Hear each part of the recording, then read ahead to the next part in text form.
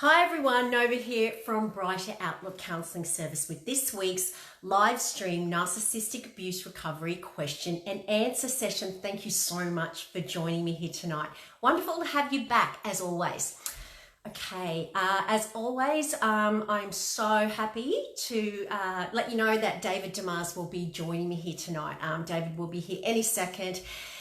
David joins us live from Las Vegas, where it's about 2 o'clock in the morning, and David will be co-hosting the show tonight. So as soon as I see David on my screen, I will let him in.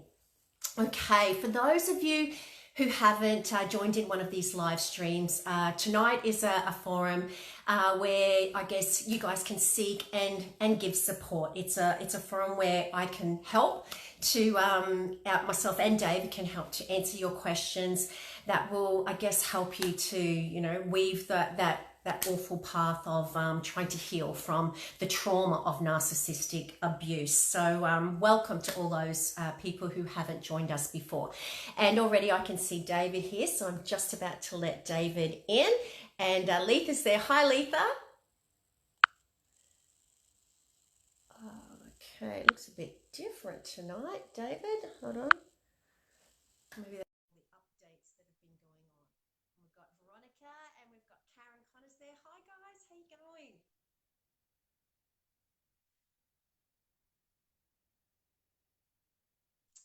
Come on, David.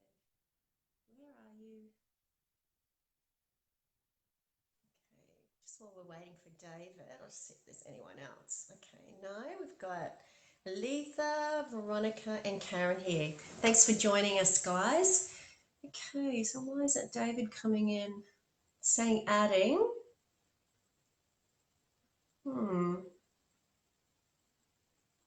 Very. And there you are. You had me worried for a bit there, David. Oh, I'm sorry. Sorry to scare you. Don't scare me like that. How are you? I'm good, thanks. How are you? Yeah, pretty good. Not too bad. Good. Yeah. Okay, so it's been a little while since we've done the last live stream, isn't it? So yeah, it's really awesome to see you again. Good to be here again. Thank you for having me. My pleasure, as always. Okay, so we've got a few people here already, David. I've said hello to a few, but we've got Tabitha there. Hey, Tabitha, thanks for joining us. Now, guys, as always, please say hi in the comment section down below and say whereabouts you're from so David and I can say hi back. Yeah, just put your questions down and we will attempt to answer as many as we possibly can. But yeah, as always, I always say we can never get around to answering everyone's, but talk to each other. That's another beautiful thing about tonight, is that you guys can bounce off each other, get support from each other and give support. So yeah, we will try to get around to answering as many as we can. So David, did you want to introduce the topic, or Go ahead. Go ahead. Yeah. Okay. Yeah, go ahead. No worries. Okay. Tonight, David and I thought we would talk about something which I think is really appropriate in narcissistic abuse recovery, which is, I guess, a phenomenon that we call abuse amnesia. Okay. So, abuse amnesia relates to, well, I guess it's kind of like what it sounds. It relates to your ability as a victim to kind of forget or minimize the abuse that you've suffered. Now, I guess what we wanted to talk about tonight is the reasons why you do this, and that, I guess, has to do with coping, doesn't it, David? It's about coping with that trauma and our minds and our bodies just not being able to handle the trauma. And I know you guys kind of minimize still, even when you come out of these relationships, you minimize the trauma that you actually go through with narcissistic abuse. And I guess the abuse amnesia is your way of coping with that trauma, dealing with that trauma. And it's a coping mechanism, isn't it? It's about being able to survive in a war zone, because our bodies naturally want to be in a state of equilibrium. So, you know, when it's wonderful, the narcissist has been wonderful to us. All the, you know, happy chemicals are flowing, like, you know, oxytocin and dopamine. And when it's bad, and we know it's really, really bad, the, you know, the adrenaline and the cortisol levels are through the roof. So our body kind of, it doesn't like being like that in a state of distress. So our body wants us to go back to equilibrium. So it's kind of a logical thing that we develop what we call abuse amnesia, so that we only cling on to the good stuff and we forget about all the really horrible abuse. So yeah, that's what David and I thought we would touch on tonight. That's right. Yeah, this is an obvious conditioned response. Yeah, created by their environment, an abusive environment. Yeah, and you know, a lot of us people, human beings, have a lot of coping mechanisms that are good. Dissociating, things like this. It's good for us at the time, but we've got to learn how to cope with it, cope with these things, or there's a problem later. Yeah, in life. Yeah, absolutely. And I think narcissistic abuse victims, they master this, well, if you want to call it a skill, they master the art of forgetting about the abuse. And, you know, the reason they do that is because, you know, as I've said before, you've got to survive in that war zone, don't you? So, and it's especially, I guess, significant if they've had childhood trauma, where they've really, you know, in that early developmental stage, they've really cemented those coping skills in that, you know, when I'm abused, well, so what? You know, I've been abused all my life. This is just what happens to me, and it's normal. They normalize it, and they forget the bad stuff and hold on to that good stuff, which we know is not real and very short-lived. That's right. I mean, and there's an extreme of this dependent personality disorder, right? That's the extreme end of it, where Yeah. that's what they want to live their life that way, the kind of Yeah. doormat abuse. Yeah.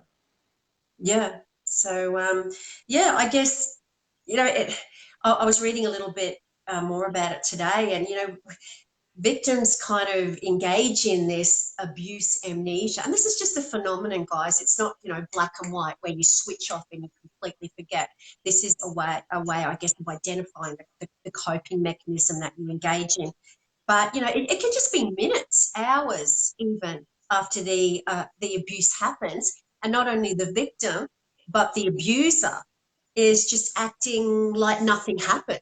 And it's like, well, you know, we don't talk about that. We didn't see that. We didn't hear it. And it's just like it didn't happen. And this is a way for them, you know, to survive. Yeah, I think it's really living for those golden periods that overshadow the dark moments, right? Forget Yeah, about those. yeah, yeah. And I guess, guys, what you have to realize is that this whole relationship was absolutely brutal. And, you know, I know you would have heard this, David, that where, you know, victims might say when they've been discarded or they, you know, they leave the relationship that, oh, you know, they were so good in the beginning. You know, the first few years were really, really good. And then all of a sudden, you know, they just changed. And I think this is kind of relates to this abuse amnesia, because if they look really, really hard, and, you know, self-reflect on all the possible cognitive dissonance and the distortions caused by the gaslighting, they can see those red flags, but they chose to ignore them that were going on early on in the relationships. And, you know, that, I guess that is all tied up with that abuse amnesia. Yeah, they're not red flags if that's how you grew up. Yeah, Yeah. yeah, so much. Nothing alarming. Nothing Sorry. alarming, nothing different. It's Yeah, petting the cat the same way still. yeah. Yeah. Yeah, it's just normal, isn't it? And that's what they do. They normalize it, and yeah, they find themselves in the same situation. And I guess us as non people that haven't experienced the trauma that they have experienced, we would look at that situation, and go, "How can you stay?" But to an abuse survivor, this is familiar. This is normal to them. Normal. Yeah. That's So my normal. Yeah. yeah. So to survive it, you have to forget. You have to forget the bad stuff and hold on to the good stuff, because that will keep you safe. That's right. Yeah, like you said, it's a good point. Most survivors will say at the end of whatever length of relationship that is, it's always at the end before I saw anything, before I realized Yeah. years. Yeah. Yeah. But if they look That's a back, good point. I guess it's kind of like, a thief, when they first start out, and they just start out small, just Mhm. pickpocketing, or just, stealing little things. And then gradually they work their way up to cars and houses. And it's the same with the narcissist. When they start off with the gaslighting, it's like just little digs here and little prods here, and little provoking you here. And this is what people don't realize. It's about testing you.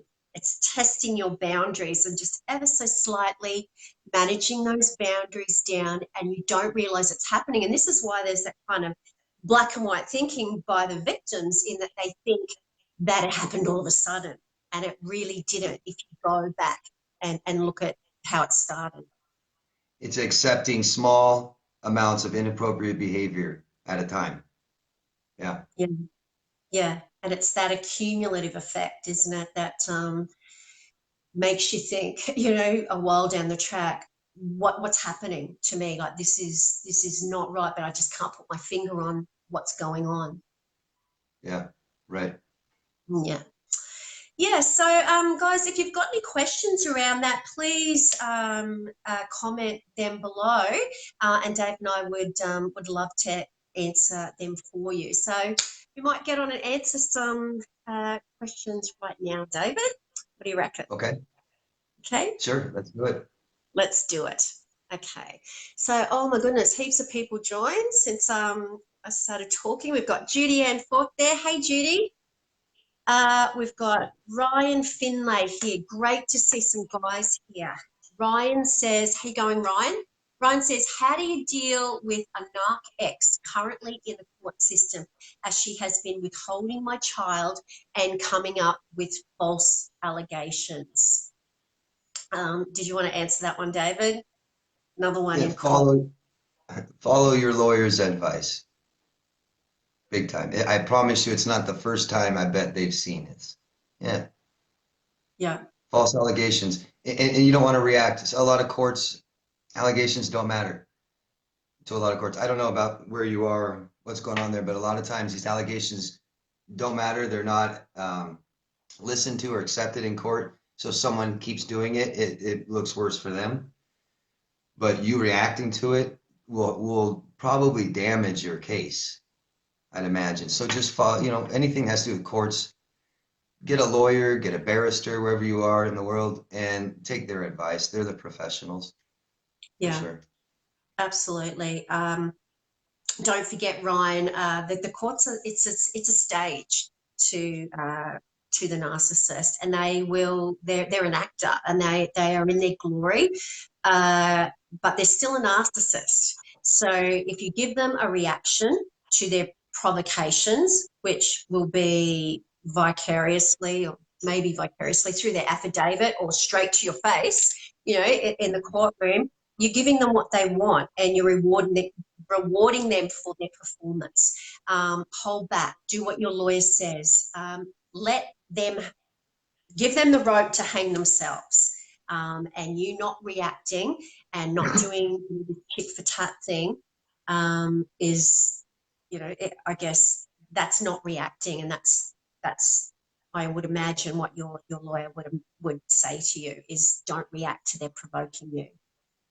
They don't want to see Always them. keep, They don't want to see them going at each other, do they? They want to see, if one of them's going to do it, let it be them. Let it be the narcissist. You just hang back and be the appropriate parent. that's right. Yeah, show that contrast. Yeah. But Yeah, it's really hard. Just try and keep your eyes focused on the goal, the end goal, what you want, and get through it. Try not to react to the moment in court. yeah, yeah. Yeah. It's hard. This is not going to be easy, Ryan. But yeah, look, as David said, keep your eye on the goal. Yeah. Okay, we got Kirsten Kroger there. Hey, Kirsten. Kirsten's from Brisbane. Uh, We've got Lindy Foosh there from South Africa. Hi, Lindy. Says, hey, guys. We've got Ellie Fraser Hicks there. Says, hi. Hi, Ellie. Or Elle. We've got Sharon Marie Cole there from Tasmania, Australia. Charlene is here. Says, hi, Nova and David. Oops. Hi, Charlene. Catherine Jane Walker from England is here. Tara Jade. Hi, Tara. Tara says, needing this tonight. My ex-husband swept in and took my boys. He somehow got one plus one and got 20, and I'm the bad parent. I raised those two beautiful boys while he was out drinking, and I've just lost my world. Oh my goodness. I don't know how that's happened, Tara, but oh my goodness, I'm so sorry. So your husband has swept in and took the boys somehow. All I can say is talk to your lawyer. Provide all the documentation that you have, and keep fighting to get them back. Yeah, my heart goes out to you knowing that they've been taken from you, and I wish I could, wave a magic wand and undo that. Yeah, I'm sorry too. If this is, if he's allowed to do this, I don't know if she made it clear like he literally abducted the children, or, but if Yeah, he's allowed to do this, I'd find a way to deal with this. It must be stressful because if it's going to keep happening in the future, yeah. find a It way just, to process this, deal with it. yeah. I'm so sorry, Tara. I wish it could be different. Um, okay, we've got David Gordon's there. Hi, David. We've got Lindy Fuchsia's there. We've got Tyler Barton is there. Hi, Tyler. And we've got, who else do I see up here? Just gone over someone. We've got Darren Butterworth is there. Hi, Darren. And we've got Kerry Hamilton here. Hi, Kerry. Kerry says, my soon-to-be ex-husband lied about how many times he was married, and how many finances he had. Oh, sorry, fiancés he had before me. He had 2 wives, not one, and several fiancés. When I approached him, he said, so what? Just open up your question. He said, so what? Is this normal for these twisted narcs? Yeah. Did you want to take that one, Dave? I'm not laughing at you. It's just so textbook. Yeah, well, you have serial daters, right, that always have to date. And then you've got people that may have really poor emotional regulation, maybe emotional instability, maybe impulsivity. This comes out with it when you see this. These kind of commitments off on relationships, marry me, divorce. It's immediate decision making with things like this. It's just massive impulsivity, which people with personality disorders certainly have a problem with more than most people. Yeah. Yeah. And don't forget, they're pathological liars, Kerry. And relationships are their form of narcissistic supply. So it makes, looking through the eyes of, the narcissist goggles, it makes sense they're going to have more than one at a time, and they're going to lie to you about it, because obviously that wouldn't sit well with you. So to trick you gives them a big power boost, and they get you. They hook you in as one of the members of the harem. Yeah. That's So right. very, And that's why we take a long time when we meet somebody. We got to make sure what they say matches what they do. You know, if somebody's a pathological liar, lying all the time, they don't know who they are very well. They don't have very good solid identity. So as you get to know them, things will surface. You'll see things like this. It's yeah. something. Either he doesn't know who he is, you catch him in lies.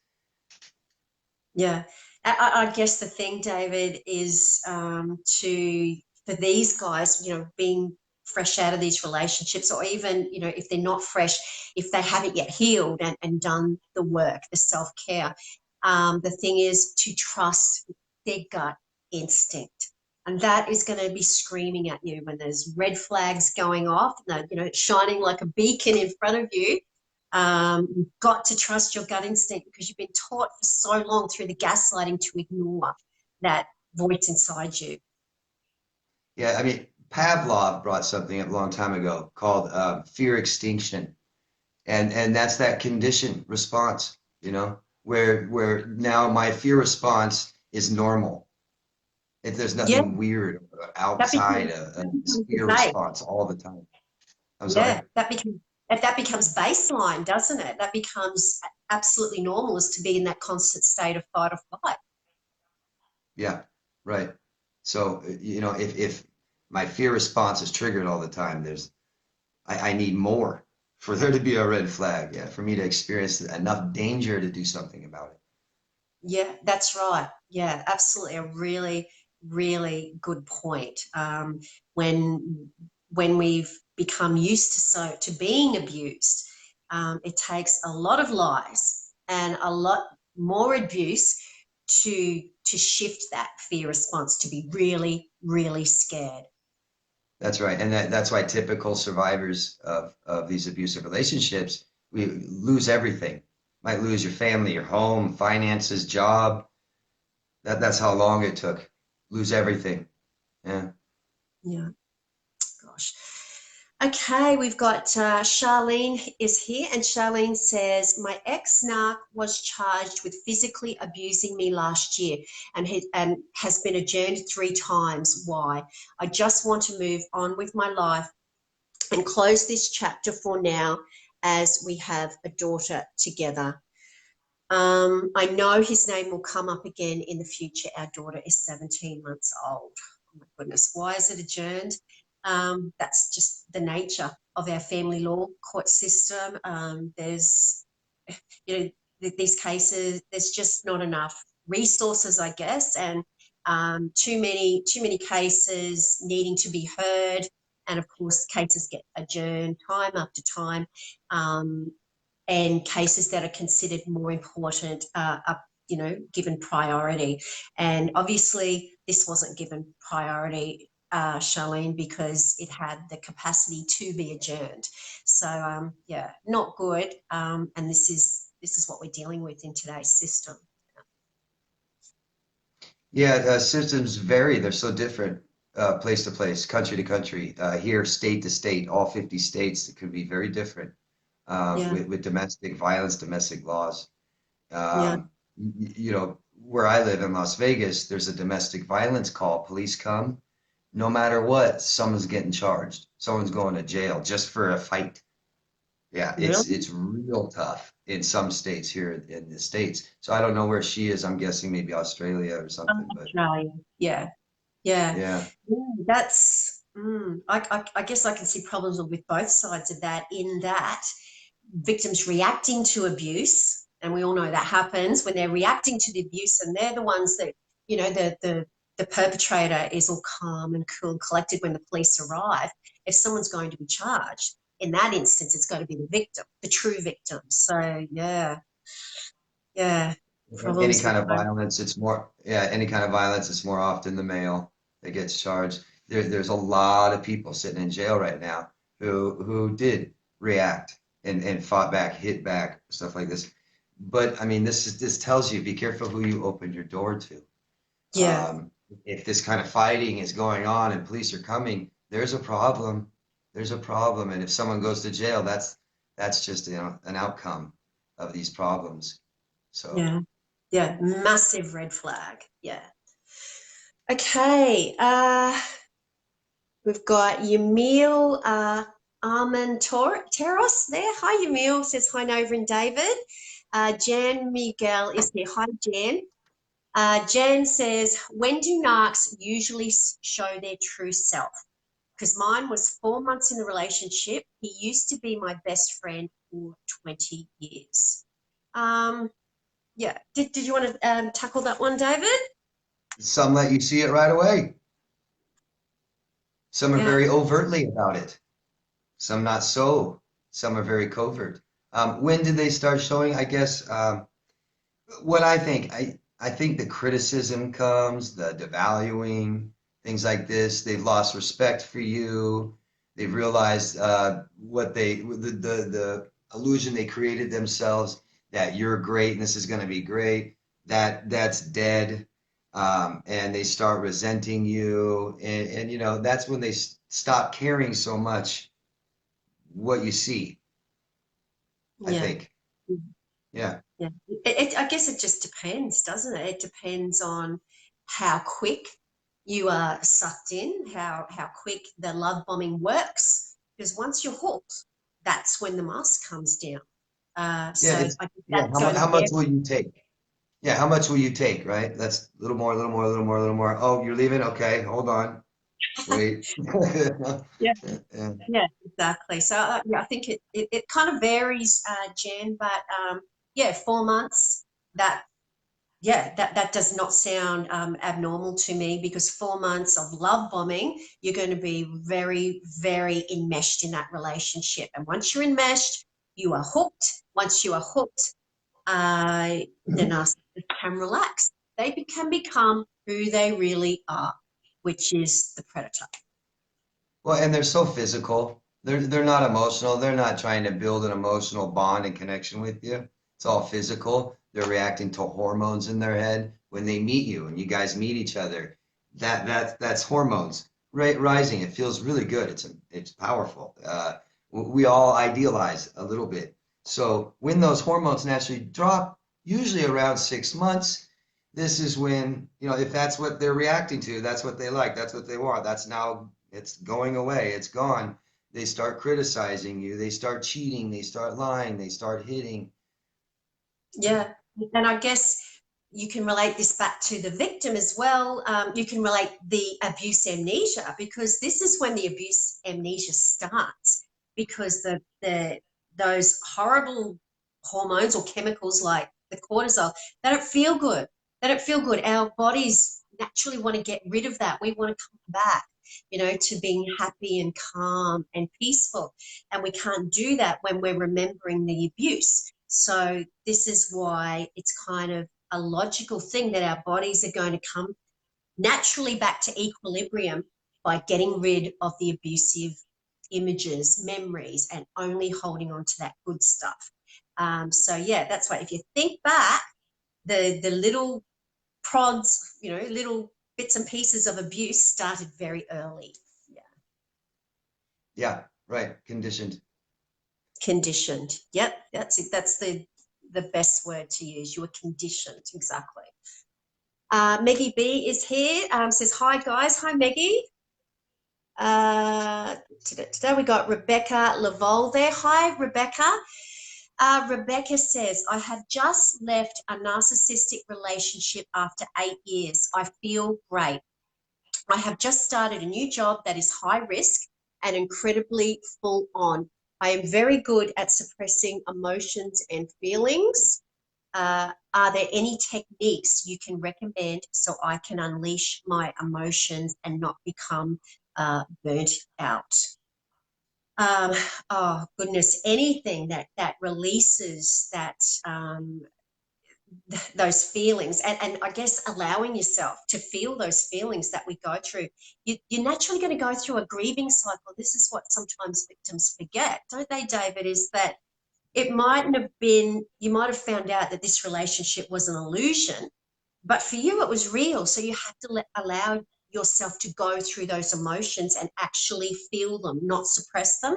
Bring them up here, talk to them and go, okay, yeah, I'm really angry now.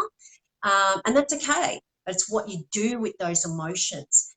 Um, you know, exercise, get a punching bag, go direct that anger, which you're allowed to feel. You're allowed to feel angry. Direct that anger into, your career, your job, your passion, do something with it other than thinking about the narcissist who could care less. They're just happy they're inside your head again. Yeah, did you want to add to that, David? Yeah, and also people be careful. You know, I mean, if this is where you're at, be aware if you're taking inhibitors or antidepressants. You know, that's what it Yeah. does. It stunts your emotion. You may be ready to come off of them. You know, a lot of psychiatrists want people to be on these medications maybe years. Yeah. Like David and I aren't anti you know, antidepressant. They certainly have their place and are very, very helpful to certain people. But yeah, you have to, I guess what you were saying, David, is long term. Think about was it something that was chemically wrong with you when you were in this abusive relationship, or was it your environment? Now that your environment has changed and you're working through that stuff, I guess, yeah, it's a good time to look at that stuff. Yeah. Yeah, and realize that these defenses you've created yourself. So it's going to be really hard to counter this yourself. So it's really beneficial to talk therapy, talk about these things, and have somebody kind of push you a little bit into these areas that you may not approach yourself by yourself. Yeah, absolutely. So, oops. So yeah, Rebecca, I guess coming from, you know, a cognitive behavioral perspective, bringing bringing the thoughts up here, getting rid of all those negative ones, replacing them with positive affirmations, and doing the behavior. And what I mean by that is doing all that stuff that, you know, like moving on with a career move, or with that stuff that's really scary because you've been told that you're worthless and you're no good and you'll never amount to anything. Just doing it, jumping out of your little safety zone and just doing it until the thoughts and the feelings align with your behavior. And very soon, the more you engage in that new skill that you're doing it, you're doing, then your thoughts and your feelings will come along with that. But yeah, yeah, replacing all that negative stuff with positive thoughts and directing those feelings that you have from the I guess the grieving, such as the anger, the, you know, denial, all that sort of stuff, directing it towards your future and making you happy rather than thinking about the past and what you went through. Yeah. So I hope that's helpful. Well, also make sure that you have self-compassion for what you've been through and be able to acknowledge, I've been through something really bad, and no more minimizing. Yeah. Yeah. Forgive yourself. You know, you didn't ask for this, and you need to give yourself permission to move on. This was not your fault, and you have to forgive yourself for I don't know, allowing it in, so to speak. Okay, we got Fiona there, Fiona McIver. Hi, Fiona. Who else is here? We got Simone Coughlin says, hello, guys. Hi, Simone. Melissa Stanton is here. Hi, Melissa. Melissa says, I'm 10 years out of my relationship with a narc. I want to teach our daughter how to avoid these situations, but not sure how to approach this as she's at a vulnerable age, and I don't want to be seen. Hold on, I'm just going to open your question. I don't want to be seen as just bad-mouthing her father. She idolizes this man and she hasn't seen or heard from him in 10 years. Did you want to talk to that one, David? Yeah. Education helps understanding, and will help some of that pain she has go away. When she can truly understand her father, she'll realize it's not her fault.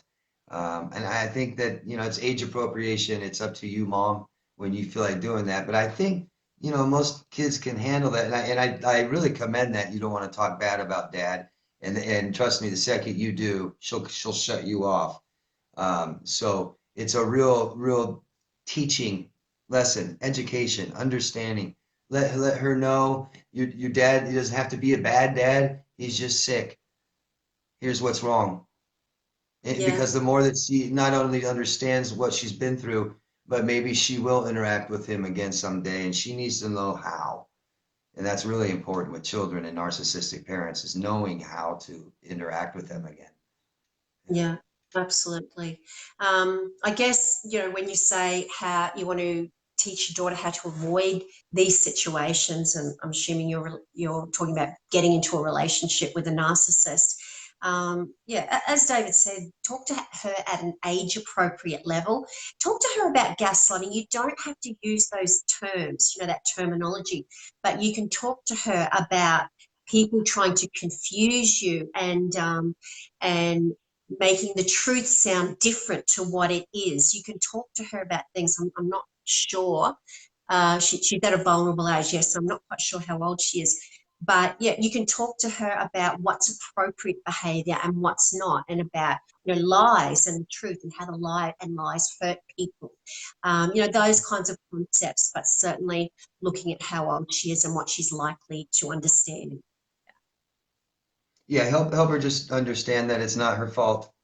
This is her father's behavior, and you can call it whatever you want, illness, sickness, whatever. Yeah, yeah. Okay, we've got Kylie Gavin there. Hi, Kylie. Kylie says, hi, Nova and David. I've been single for 10 years due to my son's father cheating and walking out. Let me open up your question. And it's only been the last 6 months. It's dawned on me what was acceptable and what wasn't. And last few months, I've grown some strength to not let him manipulate me. Good for you. Finally, and would like to thank you for your page, your posts, and these awesome chats. Oh, I'm just, yeah, I'm so glad that they're helping. And I'm really, yeah, I know David, I can speak to David too, really, really proud of you, Kylie. 6 months is amazing. No contact, and that's just awesome. Good for you. Very proud of you. Yeah, you'll start seeing things clearly now, clearer as time Yeah. goes. Yep, 6 months, you're out of the fog. Yeah, and you can see things for what they were and really work on making sure that it doesn't happen again. So, yeah, that's amazing. Okay, we've got Christy Miller's here. Hi, Christy. Let me just open up your question. Christy says, in your experience, do judges see through the lies and parent alienation when he took the children and buys their love? It's heartbreaking to see my children so far from who they really are. I feel they can't be themselves with me, in my opinion. Look, the family law court system is so inadequate at the moment. I think judges are as easily, and this is my opinion, as easily manipulated as lawyers, social workers, therapists, everyone who has not directly experienced narcissistic abuse. So to answer your question, I would say most of them know they don't see through it. And that's where I guess you have to rely on the evidence to support what you're saying. And I know what you're going to say, that, you know, the very nature of narcissistic abuse is that it's covert, you know, it's covert psychological abuse. So there's not always all that evidence. That's why we say, you know, to document. But do they see through it? Most of the time, I don't think so. No. Yeah. Yeah, the family court system's a failure in this country as well. Absolutely failure. Yeah. Yeah. It's horrible. Yeah, and I think just the lack of awareness around narcissistic abuse and the absolute destruction that it wreaks on people's lives, and just how manipulative these people are, is just completely there's just no awareness in the family law court system, and there really needs to be, because they walk amongst us everywhere. Yeah. Yeah, there is so much mistreatment, abuse, and neglect in homes towards children. You can't have enough people to do anything about it. It's just too much. Yeah. It's just too much. And So yeah, I mean, it's got to be so extreme. I've seen, you know, family services allow some of the most horrendous conditions. Walk in the house, see it, walk out. It's okay. I've dealt because with this many. there's just not the resources there to do anything No. about it, and they've got to, I guess, establish a threshold, haven't they? That Yeah. only the really, really, really bad ones, then we'll do something about those, and just the bad ones, they'll just have to fly under the radar and pretend we didn't see them. Not Yeah, good. and if, like you said, if a court does not experience with this, not knowledgeable, the last thing courts want to do is remove children from parents, either of them. They just don't want to do that. It's got to be Yeah. extreme. And if they don't know what they're seeing and they don't understand it, a lot of times will allow it to continue. Yeah, Yeah. which just goes to show, as much as they purport that it's the family law court system is all about the kids and it's child focused, it absolutely is not, because the evidence suggests that it's more about the parents and being fair to the parents and going 50-50 with the parents. It's starting to change now in Australia. Little articles I've been reading about laws changing in that regard. And I guess it can't come soon enough for me, because I don't believe they are child focused at the moment. And it's all about the parents and being fair. And what's fair for the parents is not always what's best for the kids. Good point. Okay, we've got San Giorgio there. Hi, San. San says, thanks, Nova and David. Love you both. Aren't you gorgeous? Special mention to David's. See you next year. Happy to say I've come out of a dark place. So obviously a big fan there, David. Good. Thank you. Hello. Good for you. Come out of a dark place. I hope it's lighter, brighter, and better for you. Yeah. Yeah, good for you, San. Jenny Hallett. Hi, guys. I've missed you both. Hey, Jenny. Thanks for joining us here tonight. Awesome to have you back. Charlene says, thank you, guys. Our pleasure, Charlene. Kerry says, Kerry Hamilton, reactive abuse is scary. When you have had enough and you snap, the abuser makes you out to be the perpetrator. Yeah. And that's, I guess that's what bothers me, you know, when someone has to be charged, is that we know in these situations that often it's someone who's reacting to just being absolutely pushed and beyond their limits, and they've yelled or screamed or something, and the police have come and they're the ones that are being charged. Yeah, bit of a scary situation there. Absolutely. Jacinta Castles is there. Hi, Jacinta. Jacinta says, in Charlene's case, it's been adjourned due to her ex wanting it adjourned. Okay. They will only allow the defendant to adjourn it so many times, and then the judge will make them go ahead. Good. Let me just open up your comment. Will make them go ahead. He's been playing games with her, sadly, to try to get her, as that's what narcs do. It's another way to hold on. I worked in the police force 13 years and seen it heaps, and also been in a relationship with a narc who was abusive. I know what Shah is going through. Be strong, Shah, and stand your ground. It will be over soon. Oh, my goodness. In that case,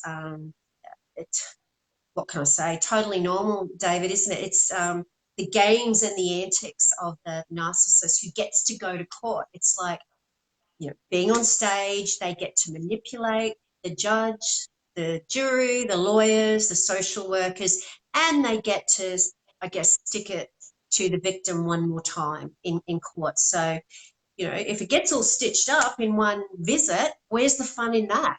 To keep adjourning and adjourning and adjourning. They stay inside the victim's head, and that's why they do it, because they're getting narcissistic supply every time. Yeah, it's so awful for you, Sean. Yeah, re-victimizing. That's horrible. Absolutely. Okay, so thanks for that, just filling us in, Jacinta. We've got Angel Diane here from Brisbane. Hi, Angel. We've got Rachel Maguire here. Hi, Rachel. Using government services in perpetrating their behaviour, false allegations to make you look bad. How do you work through that? David?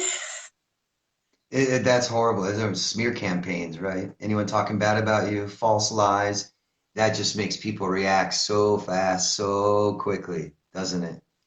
Yeah. And the worst thing about it is the only thing you can really do is nothing. Do not react to it. If it's not true, don't react.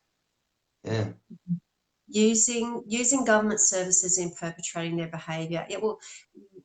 It's criminal. So certainly document that, because they're using those services for a means which they are not intended. If they're using that to smear you, so that's really Filing bad. false police reports. Yeah, that is criminal. Yeah, so certainly I would be going to the authorities with that, and at the very least, you know, that hopefully they'll get done for using, you know, the work, their access to, you know, private information and things like that. You know, it would be like, you know, someone working for child support, or, you know, for the police, or, you know, Department of Child Safety, and using that, their ability to access really, really, you know, important information, and to use against someone, that's criminal. Yeah, that's illegal. Yeah. And even if it's not to use to access information, to using, you know, just, I don't know, equipment and that to get at you and to prolong that smear campaign, it's still criminal. So yeah, I would be going to the authorities with that. Absolutely. Yeah, frivolous lawsuits, all that stuff. Like I said, most of the stuff they've seen before, you know. Yeah. So just putting on the air conditioner here. It's hot. Okay, who else have we got here? We've got Dom Perry here. Hi, Dom. Dom Perry says, I lost the will for everything, could not work for months, lost a lot of money, self-respect, myself, friends, and the one woman I worshipped and will love forever. I saw her on the weekend, and she still, let me just open up your question, and she still cannot answer my questions, and still does not realize that she was abusing and belittling me at home or out with other people. I was 30, was me. I nearly drove me to ending it all and stepping off the edge. We have been apart for 9 months. Now my feelings have not changed. She is still lying to me. Yeah, I guess on that's just that the feelings that you're going through really stresses to me how important it is that you go no contact and work through the trauma, because they don't change, do they, David? No, you're not going to get answers from her, so you got to stop asking. You've got Yeah, to find closure to this relationship. She's not going to give it to you. You got to stop looking towards or what you want, what you think you want or need. None of it you're going to get from her. yeah. I'm sorry. You have to give yourself closure. You are not going to get it from her. And that's a really hard thing to come to grips with. But once you do, you know, you will find it so much easier to take that first step towards your healing. Okay. Okay, we've got Maggie B says, she's replying to Charlene, and she says, you only get 3 adjournments, so no real hope it all gets, so I really hope it all gets sorted out for you. I've been through the same thing, so I know what you are feeling. Stay strong. Okay, so if he's had his 3 adjournments, hopefully it will get sorted out now, Charlene, for you. But yeah, just classic example of using the system to get at you even further. Jacinta says, I have found it hardest on my teenage daughter, who my ex assaulted. She won't get counselling but makes it hard. He pulled her hair and scratched her face. I feel guilty as a mum. Had him removed from the house, but how do you help your kids who suffer from anxiety from it all, who won't get counselling? Trying to deal with myself and the kids so hard. Yeah, David? That's got to be tough. My gosh. If they need counseling, they need therapy.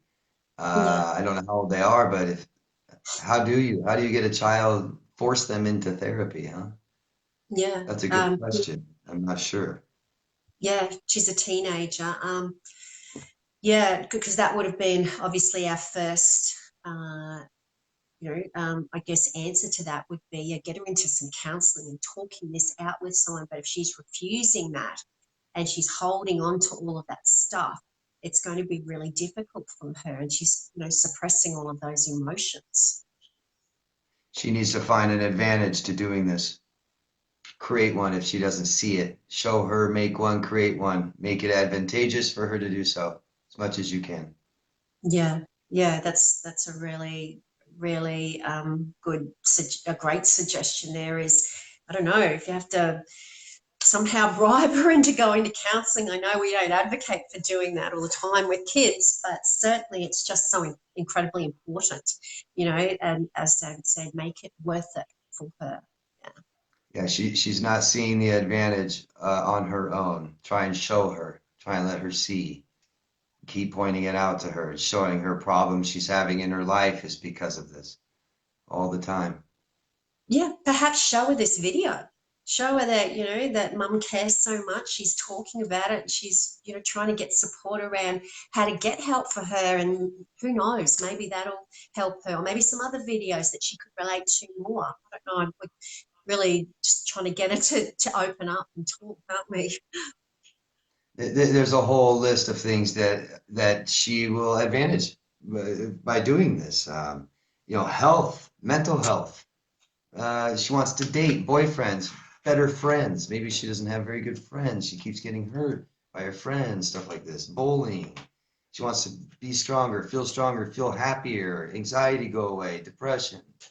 Yeah, she'll probably want to be able to trust people. You know, perhaps there's a level of distrust there because of, you know, what happened to her by a, you know, very important role model in her life didn't treated her badly.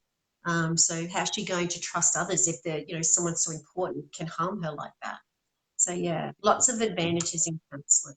Explain to her that the emotional part of our lives can only be dysfunctional for so long and the rest of our lives will collapse eventually. Tell her that. Tell her what to start expecting if she doesn't want to take care of her mental health. Yeah. Okay. Rebecca says, thanks guys, not taking any medication, just really know that leaving was best and I've seen my personal growth since. Self-compassion, I think, is what I lack. Thanks for the tips, guys. Appreciate it. Our pleasure, Rebecca. Yeah, that self-care is just so important. Okay, we've got Joshua James Bautista here. Hey, Joshua, says, hey, Nova and David. What have we got? Kylie says, thank you to you both. So much appreciated. Our pleasure, Kylie. You're welcome. Joshua says, me and my brother Joseph are watching from Sydney. Awesome to have you with us, guys. Thank you so much for joining us. Okay, we've got Daniela Bianchi here. Hi, Daniela. Says, something we don't have to be strong because we try to stay in a toxic relationship. Let go. Yeah. Something we don't have to be strong because we try to stay in a toxic relationship. Yeah, not quite sure what you're saying there, but certainly it takes a lot of strength, if that's what you're saying, Danielle, to let go. But it takes so much more out of you to hold on. So, but we just don't realize this at the time. Yeah, it reminds me of the mom in the bad marriage. I'm staying strong for the kids. I'm staying together for the kids. That's not the answer. If you're finding yourself saying things like this, really, really be clear on what you're doing. Staying strong to be unhappy. I'm gonna tough it out. Be unhappy forever, for just a while, for someone else, for children. And none of it works. Yeah, the kids want to see you happy, don't they? They want a happy mum. They don't want perfect mum or dad. They want a happy mum or dad, and that's Yeah, why. you don't even need children. If you're saying I'm being strong in this relationship, just staying in it, but I'm not happy, it's not working. He or she's not doing the right things to do. It's not being strong. What is it? Being stubborn, right? Yeah. It's scary, isn't it? It's scary to jump out into the unknown, and it takes a lot of strength. But we think we're doing the right thing by our kids, but we're absolutely not. If we're staying in an abusive relationship, we're keeping them involved in that relationship as well. And the best thing to do is to get out, which is going to be scary. It's going to be hard, and it does take a lot of strength. But ultimately, that's what's going to lead towards your healing. You're not going to heal while you're in the same environment that you got sick. Yeah, I think that helplessness, I don't see the relationship getting better, but maybe you don't see a way out or leaving. That's what happens. Yeah. Support. You need people in your life helping you, giving you outside perspective. What's going on? I'm here for you if you want to do this. Absolutely. Okay, we've got Yola Wada there. Hi, Yola says hello.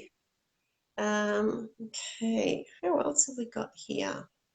Just trying to see if there's any questions that I've missed tonight. Gosh. I think that might be it. Oh, that's all I can see tonight. David? Yeah, so guys, if you have any other questions, just comment them below. But I don't see any more questions. So David, did you want to talk a little bit more about, I guess, what we were talking about a little bit earlier, which is the abuse amnesia, and how we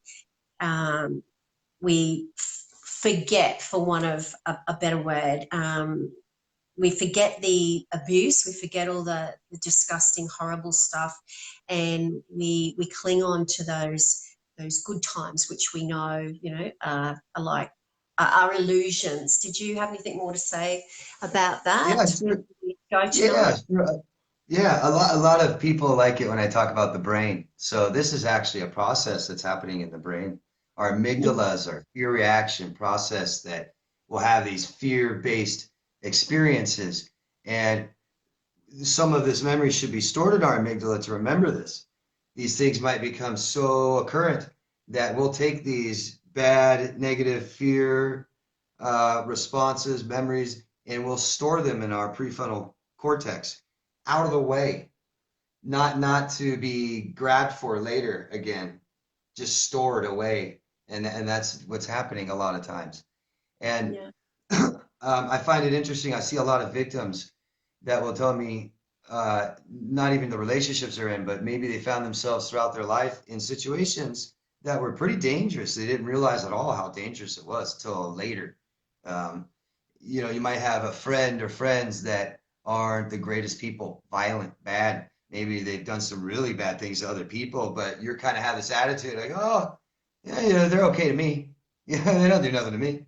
And it's like, man, anybody else would be scared to death to be around some of these people, especially knowing what they do. And this fear triggered response is just not there. It's extinct. Yeah, it's absolutely. Actually stored away in the prefrontal cortex, away from our amygdalas, where this fear comes in. Yeah, and I guess, one reason, guys, we kind of chose this topic is, once again, to let you know that what you did and the coping mechanisms that you took on were not your fault. This is actually your body keeping you safe. This is your body allowing you to survive in the trauma zone, and it's simply a coping mechanism to get rid of all of that, the memories of that abuse, and I guess and also minimizing it and saying, well, it's not that bad, I've been through worse, and rationalizing it and justifying it. It's your way, it's your body's way of allowing you to cope. It's a coping mechanism.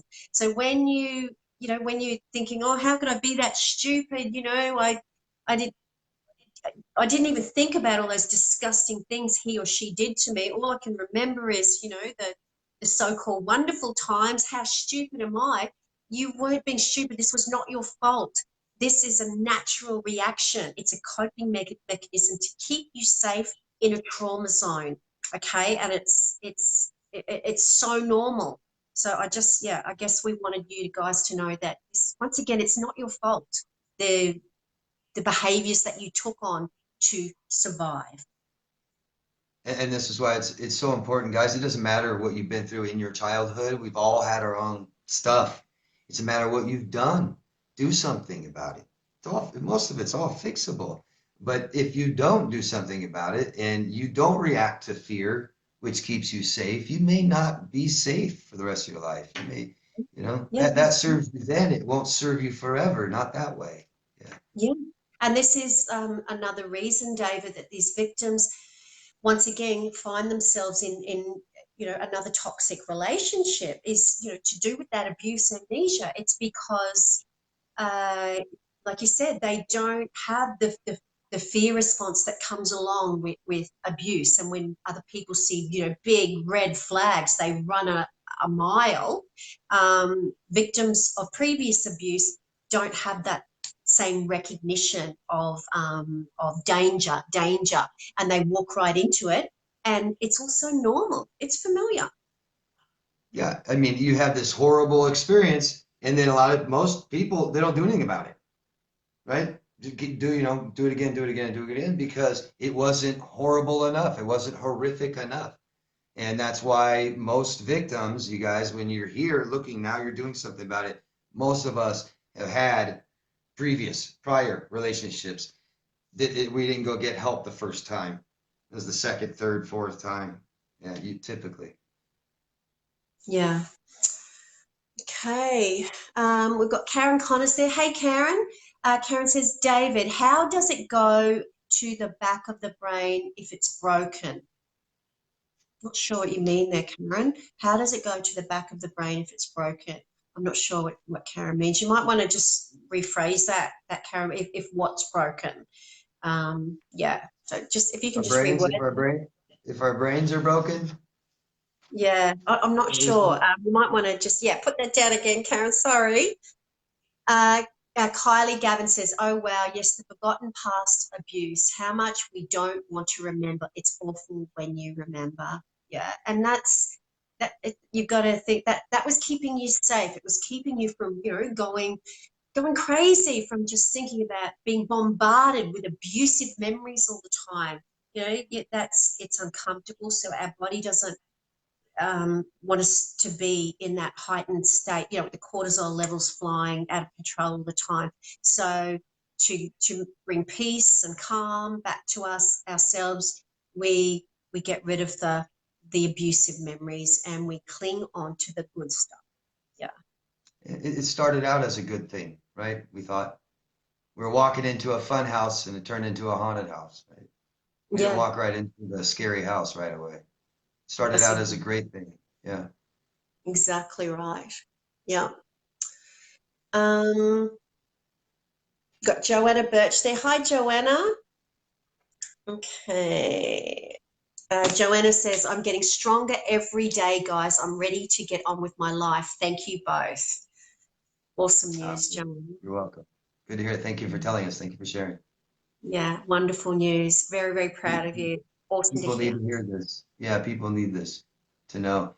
They need, exactly right. The people need to know that there is life after narcissistic abuse, and you will heal and you will get through this, but you have to do the work, which is the self-care. It's not hard, horrible work, but you have to acknowledge what you went through and work through it and engage in that self-love and care.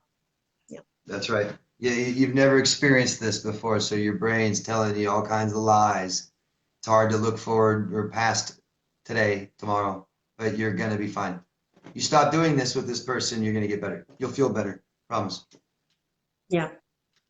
Okay, but Joshua James says, I feel like borderlines are not taken seriously as narcissists generally, when we know they cause just as much damage in the way they abuse. It was not until I learned about narcissistic abuse where I could finally understand my abusive, cheating ex-borderline. Did you want to talk to that, David? Well, yeah, I mean, anybody can do something bad. All of these disorders are on spectrums, and you're right. And you're right. I've heard that. I've seen that too. Borderlines are just, the poor victim, but there's horrible borderlines. There's horrible narcissists. There's horrible people that don't have personality disorders. These are all spectrum disorders, guys. So you've got borderlines here, and you got borderlines down here, and you got borderlines all in between. And most of us, you know, as I say, spectrum, this is a human being spectrum. We're all on these spectrums. We've all got some of these similar behaviors, traits. We do. And these are extremities. We're talking extremes. So as you get more extreme, you get into personality disorders. As you get more extreme, you get into, you know, psychotic, psychosis, mental illness. And so specifically borderlines, you know, they cross that line. But they're on spectrums. There's borderlines that they're absolutely can't control impulsive behavior, dissociate all the time. And there's some that can be very functioning. Yeah. And some are very destructive. There are lots and lots here in America. People don't know this, but there are a ton of mothers who've been diagnosed with borderline personality disorder who murder their children. And they seem, you know, borderlines can be very sweet, very nice, very happy. And a lot of these mothers I've seen, they're beautiful, they're nice, they look, you would never think, and they murder their children to go out clubbing one night, to go do something impulsive, bam, kill their children, don't care. They don't look like they care at all. There's some borderlines that would never think of that. Yeah. Yeah. I guess, yeah, you're absolutely right, David, and such a good point to make, that all of these cluster B personality disorders run on a spectrum. So yeah, you get someone who's just, you know, full blown right down the end of the spectrum. And then you've got someone who's, you know, kind of sits down here. I guess the one thing we have to make clear is that every personality disorder within that cluster B all has a degree of narcissism. So your borderline will be narcissistic. Your antisocial personality disorder will be narcissistic. Your histrionic will be narcissistic. They're all narcissistic. They all overlap in that regard. And they probably overlap in a lot of other regards too. But a narcissist is not necessarily a borderline or a psychopath or a sociopath.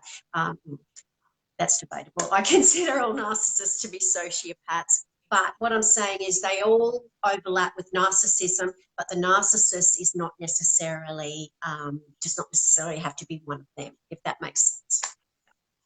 Yeah, yeah. Destructive. The personality disorders can be destructive. People can be.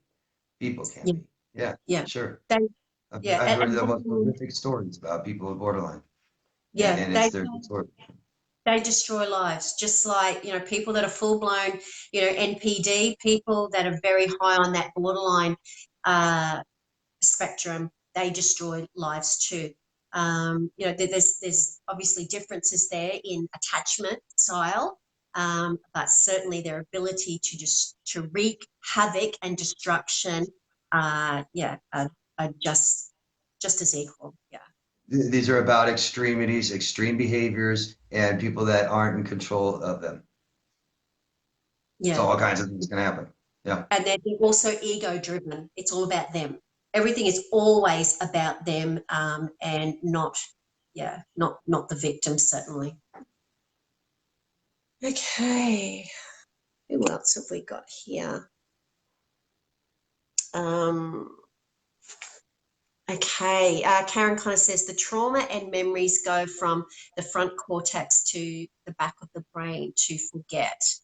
Okay, I'm not sure about that, Karen. I'm not up on the different parts of the brain. Does that kind of make sense to you, David? The trauma and memories go from the front. We store memories here in the frontal cortex to forget. Yeah. Look up fear extinction. Yeah. Okay, so it looks like we haven't got any more questions. Kylie says, yes, David, the haunted house, I could write a book. So obviously you can relate to David's analogy there, Kylie, but yeah, it makes total sense when you walk into a haunted house, David, and, you know, nothing jumps out at you to start with, but just go around that corner and it'll dawn on you just what you're entering into. Yeah, but it starts out as a fun house. It's not haunted. The face of it looks great. Yeah, flowers exactly. And two cats in the yard and Yeah, always good in the beginning.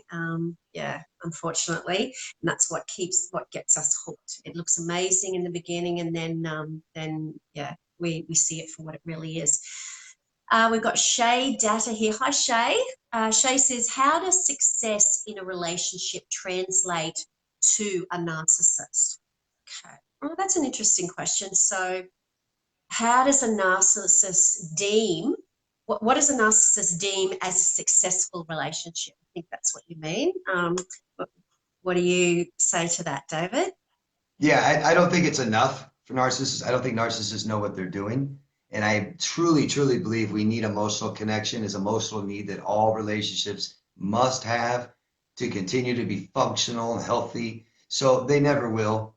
But I think I would say emotional gratification, right? Gratifying to them. What would be successful? Anything physical, anything external. What does it look like? Who broke up with who? I got more money. I can get sex or whatever I want from them whenever I want from them. They'll stay. They'll let me come back even if I'm dating someone else. Or maybe big fight and I destroyed your life. I won.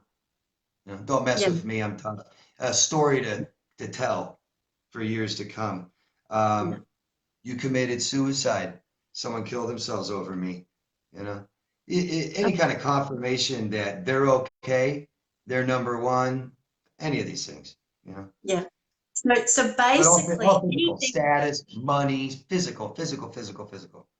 Yeah. Yeah, yeah, absolutely. So basically, anything that boosts their ego. It's Yeah. anything that strokes their ego. And if that means the community, society is looking on going, wow, you've got a really good looking wife or a good looking husband, that boosts their ego. If it's, getting those reactions from abusing you, devaluing you, and getting lots and lots of narcissistic supply in that regard, that's probably a successful relationship to them. Just anything that strokes their ego. They are ego driven, and it doesn't matter whether it's negative energy they get or positive. Either is just as good, and it all uh, goes to make that mask that they wear. It sustains it. That the energy that they get from you guys is what sustains that false mask. And they So it's all about. compartmentalize. Yeah, and they compartmentalize people, friendships. You know, I've got a friend who takes me here, drives me around. I got a friend who listens to me. I got a friend I have sex with, a friend who lends me money. Yeah, Yeah, compartmentalization. absolutely. There's no kind of in between. It's black or white. This person does this. That person does that. I get this from this person, and it's just about what meets their needs. And that And makes them so feel like a winner. Yeah, then they feel like they won. yeah, But absolutely. really, what have they won? You can't provide these things for yourself, and that's the limit of relationships, the extent. Yeah, I don't know. I need more than that. absolutely. Um, Okay. Shay says, successful in terms of my career being better than him. Will he ever be able to take that as ego? Um, hmm, no, I would say straight up. What I would say in the beginning, when they're love bombing you, it will be amazing, and they brag about you. All those things that are good about you in the beginning, they brag. Oh, wow, she's got this amazing career. Mm. She's so such a wonderful person, so motivated. That will be a good thing in the beginning, but those good things in the beginning then get used against you, and there will be, the shame that they have that you're better than them in some capacity, and that pathological envy will kick in. So in the beginning, when it's useful for them to hook you in, it will be great, and once they hook you in, it will be used against you. Hmm. Yep, absolutely. Yeah, I mean, Yeah, it's just ego, like you said, ego, and that's who I am, status. And now you're better than me. You know, people that are more emotionally stable don't put importance on those things. yeah, and and he will have to bring you down a peg. He will have to make you feel bad about that, and that you didn't deserve it, and that somehow you got there, not because you deserved it. And yeah, it will just be used against you.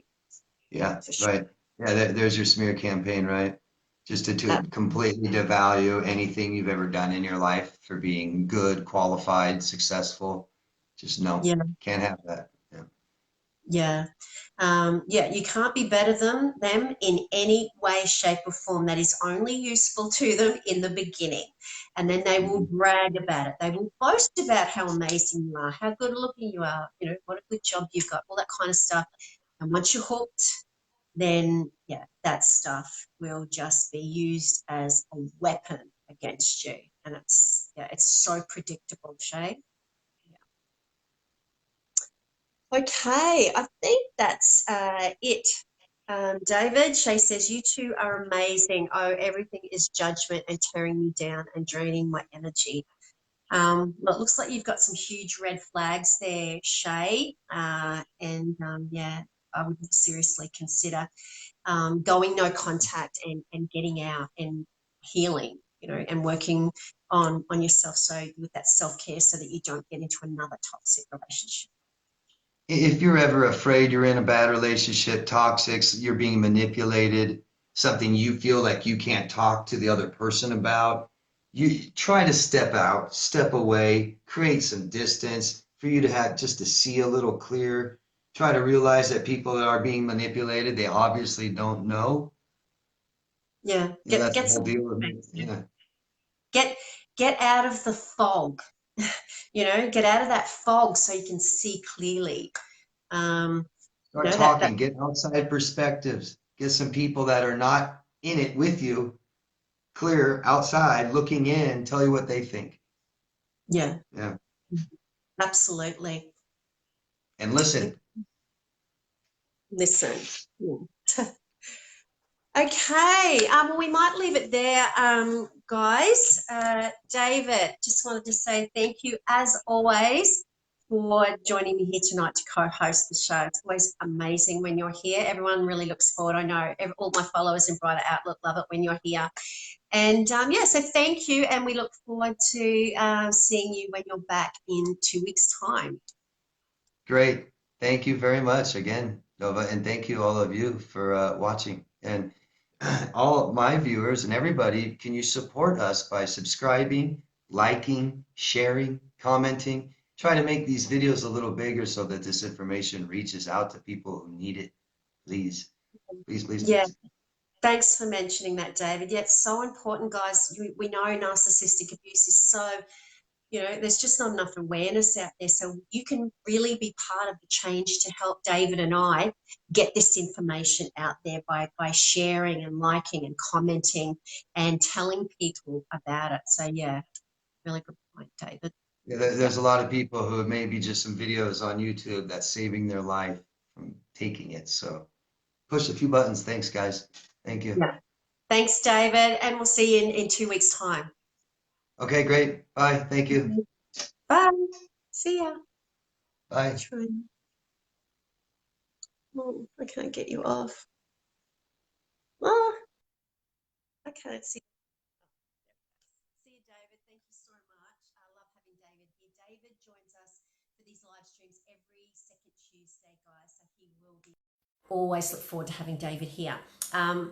But the live streams are on every Tuesday night. So every other Tuesday, you've got just me. So I will be here every Tuesday night, and I will be back next Tuesday. So please join in, guys. If David or I didn't get round to answering your question tonight, then it's just, a wonderful excuse to join in again next Tuesday night. It's 7 p.m. Brisbane, Queensland, Australia time. I know that daylight savings is finished now in Australia, thank goodness. It's doing my head in. So we're all on the same time except for Western Australia, I believe. Don't quote me on that. But yeah, just for those of you who are outside of Australia, UK, South Africa, the United States, New Zealand, Fiji, wherever you are, please just allow for the time difference. That's really important if you want to be live with us. So it's 7 p.m. Brisbane, Queensland, Australia time, 7 p.m. Tuesday night. So that could be Monday night for you, or Tuesday morning early. Not sure, but you just have to, I guess, look into that. So please join me here again next Tuesday night for the next live narcissistic abuse recovery Q&A. And before I go, I just like to say that if any, or I guess let you know that I am a professional counsellor on the north side of Brisbane. Brighter Outlook Counselling Service is situated at Warner on the north side of Brisbane. I do see people here face to face, but mainly I Skype. It tends to be Skype. 90% of the counselling that I do is via Skype, and that's worldwide. So wherever you are in the world, whether it is the United States or UK, wherever you are, if you would like to have a one-on-one counselling session around your narcissistic abuse to help you work through your trauma, whatever you are needing, if you're needing support, guidance, help, please just inbox me here at Brighter Outlook. I'm very good at getting back to my messages, and I would love to be able to support you in your narcissistic abuse recovery. So just inbox me here at Brighter Outlook. Okay, once again, thank you so much and making this forum what it is, and for supporting Brighter Outlook every day. It's wonderful to see all your comments up there, and I promise you I will continue every single day to put information out there to help you to realize what you've been through, which, as we know, is incredibly important with narcissistic abuse, to validate your trauma, to validate your experiences, and to work through that trauma so that you can heal and move on, and so that it doesn't happen again. So thank you so much for your support. Look forward to seeing you next week. Okay, guys, thank you. Remember your worth, and then add tax. Bye, everyone.